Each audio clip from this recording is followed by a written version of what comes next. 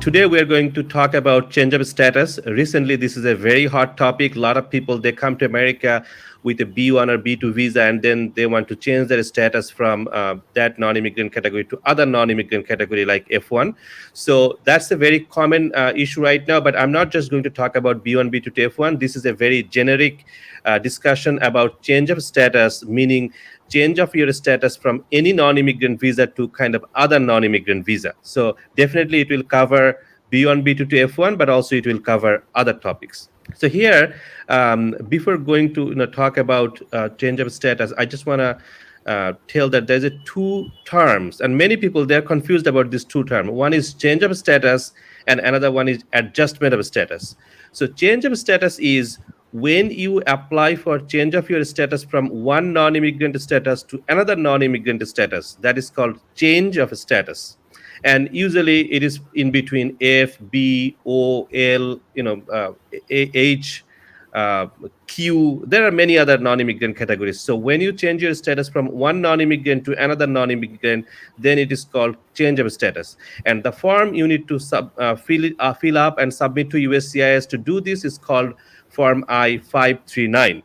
However, there's another term called adjustment of status, meaning you are adjusting your status from a non-immigrant status to an immigrant visa. So when you're going to apply for a green card from a non-immigrant visa category, it is called adjustment of status. And the form for that is called I-485. This is a totally different thing, but a lot of people, when they reach out to us and they ask questions, they're kind of like confused about these two terms. So I just want to make sure that you are not confused about it. And today we are going to talk about change of status, not adjustment of status. We may talk about adjustment of status on another day. There are some important information about change of status. At first I'm going to talk about that, and then we'll go to detail about required document list, attorney fee, USCIS fee, and other things. The first one is, if you want to change the purpose of your visit while in the United States, you, or in some cases your employer, must uh, file a request with USCIS on the appropriate form before your authorized stay expires. So these last few words are very important. You must submit your change of status before your authorized stay expires. A lot of people they come to us and they say, hey, I came to America with a B1, B2 visa. My 6 months stay has been expired. Now I want to change my status to F1. You cannot do that. Once your authorized stay expires, you are unauthorized at this moment. If you go to a unauthorized status, that is really, really bad for your immigration future. So please do not try to change of your status after your authorized stay is expired. You must do it before your authorized status is expired. The next one is, until you receive approval from USCIS, do not assume the status has been approved, and do not change your activity in the United States. A lot of time, for pretty much all kind of immigration things, once we submit an application to USCIS, we receive a receipt notice. The purpose of receipt notice is just to notify that USCIS has received your application. They did not approve it, they did not deny it, they did not take any action on that. They just received it. As soon as you receive the receipt notice, a lot of people they assume that, oh, my application has been approved because they received it. Now I'm going to my other activity. A lot of time, especially some universities, some DSOs, they don't know. So what they do, let's say you come to America with a B1, B2 visa, you got admission to a university, let's say it's called ABC University. You applied for change of status, you got the receipt notice, and university will tell you, hey, you have the receipt notice. Now you can start, enrolling for programs, you can pay your tuition fee and start going to school. You cannot do that.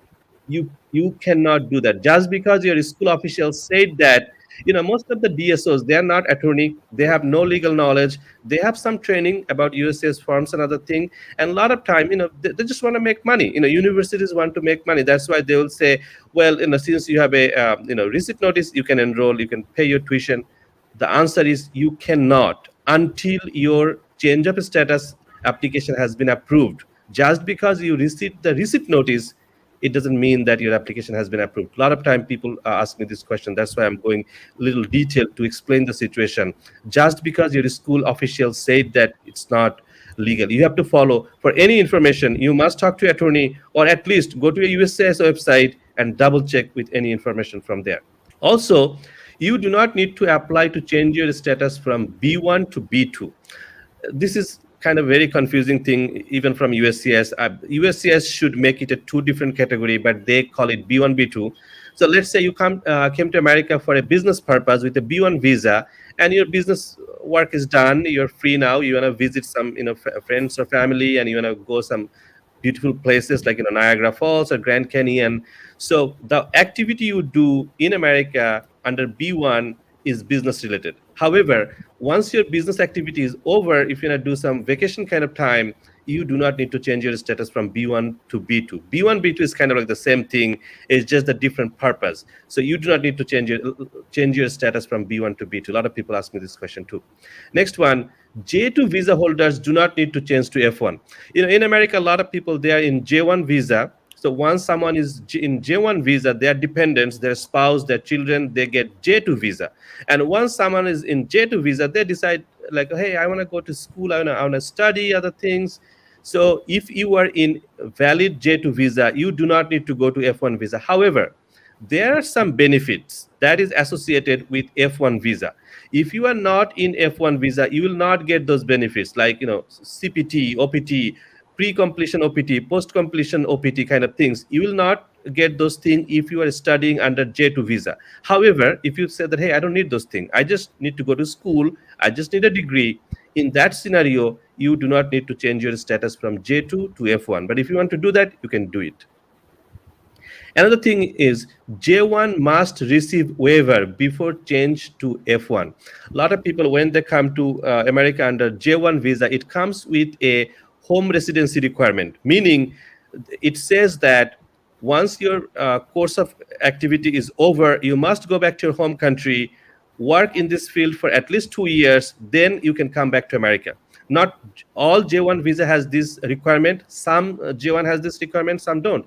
If you do not have any requirement under your J1 status, then it is kind of like very similar to F1. You can do many things. However, if your J1 has this kind of home residency requirement, you must receive waiver before you change of your status from J1 to F1. A lot of people, they don't know this, so I should make it clear.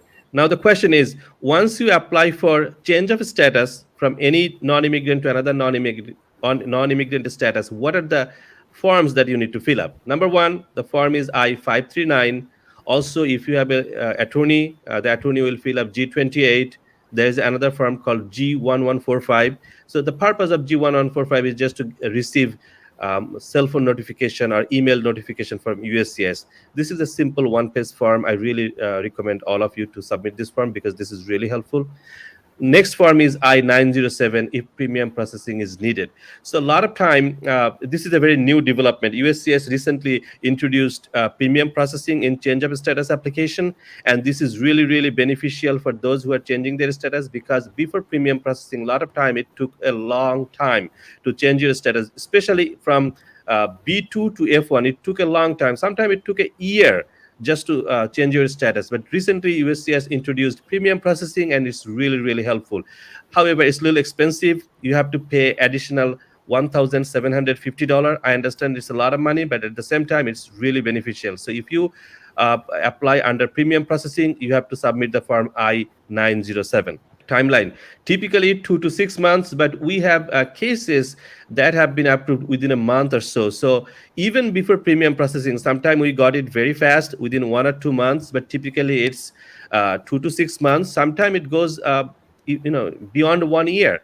But recently there's a premium processing. So with premium processing time is only 15 days. That is a really good news for those who are trying to change your status. Fees, I-539 filing fee is $370. Biometric fee, if needed, is $85.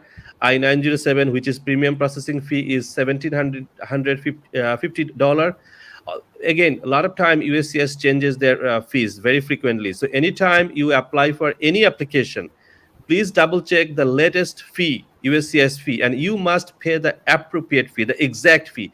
Even if you pay more, they will return your application back to you. So you have to pay the exact fee. And also attorney fee for regular processing, we charge $1,050. And for premium processing, we charge $1,450. That is our fee. Required documents. So when you submit your application, there's a lot of documents you need to submit. The first one is identification documents. Number one, you have to have a passport, valid visa stamp, I-94, I-20. I-20 is very important. A lot of people, they don't know. Like when you change your status from B2 to F1, I-20 is a mandatory. You must submit your latest I-20. Otherwise, your application, they will not even receive your application. Admission offer letter, service fee payment document. Also, you have to prove your financial report. You have to submit your financial report. You have to establish that the time you are staying in America with a new status, like meaning probably F1 status, you are eligible, you are able to pay yourself. So the typical question is how much you have to show as a financial support. Usually you have to show 1 year's tuition and 1 year's living expense in that area, in either in your bank account or your first blood, meaning your immediate family member, father, mother, brother, and sister's bank account, or any American citizen who live in America can sponsor you. This is a very interesting information. A lot of people, they don't know it.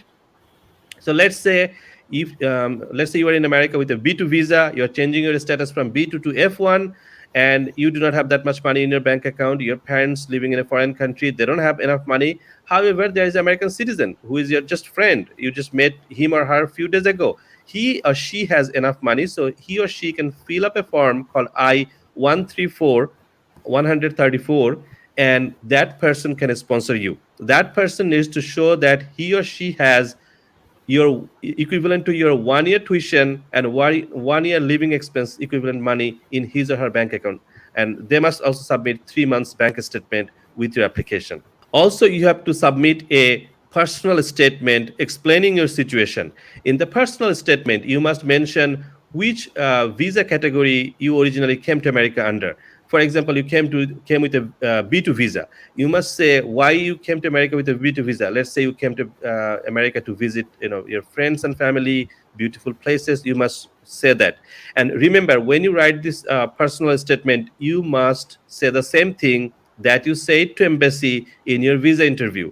Before visa interview, when you submitted your form DS-160, these two information must match with each other. A lot of people, what they said in their DS-160 form and what they say in this I-539 form do not match. If it doesn't match, then it may create some problem. So in your personal statement, you must mention your original visa category, the purpose of your visit, and you must also mention your intended visa category and the purpose of the category. For example, if you want to go to F1 status, you must say that I'm going to enroll to this XYZ university for masters in media studies or masters in computer science. I want to study 2 years. So try your best to give as information as possible, as much. At the same time, all the information must match with each other, and try to be as precise as possible. At the same time, you must mention your non-immigrant intent, meaning after this course of study or after this activity, you are going back to your home country like your previous intent. You cannot say that after this course of study, I'm going to apply for green card. That will violate the requirements for non-immigrant status. So in the personal statement, I wrote a lot of things here. Those who are watching this video now or in the YouTube, you can read it. I'm not going to read everything. Bottom line, in your personal statement, you must clearly mention your non-immigrant status, your future plan, what you're going to do, where you're going to live, and how long you want to plan, and what is the exact date of your start of your new status. Required documents for dependents. A lot of time, when people come to B2 visa, they have dependents, and when you apply for change of status, you must also change of status for your dependents. Just because your status is going to change from B2 to F1 doesn't mean your dependents visa is automatically going to change. You have to submit application. You have to submit application to change from B2 to F1, and your dependents will submit application to change status from B2 to F2. Dependency status is F2 or like other kind of category. So they also need to submit their passport, valid visa stamp, I-94, I-20 for F2, your family photograph, your marriage certificate, birth certificate of your children. So there's like a lot of information just to prove that you're a family member. You're not just a random person.